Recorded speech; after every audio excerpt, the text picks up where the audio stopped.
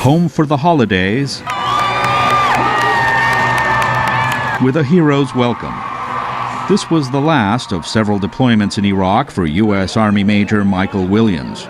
It's a sensational experience, and the feeling is, I guess, a euphoria, of euphoria. Williams is one of tens of thousands leaving Iraq after President Obama's decision to bring home the troops by the end of the year.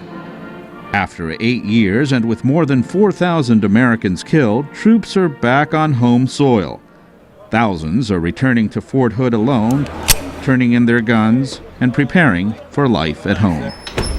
Do these look good? The smell of freshly baked Christmas cookies and hugs from his children mean for Williams that he is home, and this time he can plan to stay for some time. His wife Royanne has been on her own with the children. She says she is not sure if this was the right time for U.S. forces to leave Iraq, but she savors the moment of her husband's return.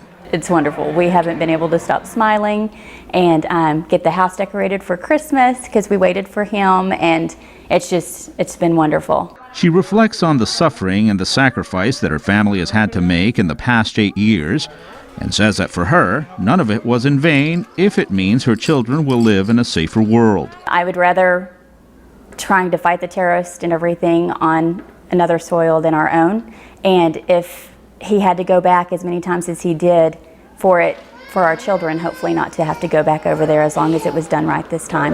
It's definitely worth it. Williams came under fire several times in Iraq, but he says the biggest reward is knowing that he did his part to make his country safer by ridding Iraq of Saddam Hussein and fighting terrorist groups like Al-Qaeda. It was a great accomplishment in terms of we've liberated the nation, we've taking care of the enemy on his soil versus having to come to the United States and attacking us again.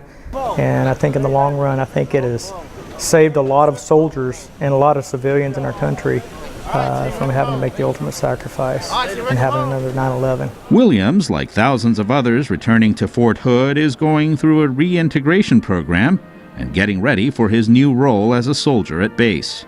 Personal plan now is to reintegrate with my family, get reset, refit, go back to my unit and after the holidays, and start getting our unit going through that whole refit process that you do when you reset all your equipment. You get back into soldiering again. Williams says the war against terrorism is not finished, and his job now is to get ready for the next engagement, whenever and wherever it may be. For his family, this homecoming marks the advent of a new period of peace at home.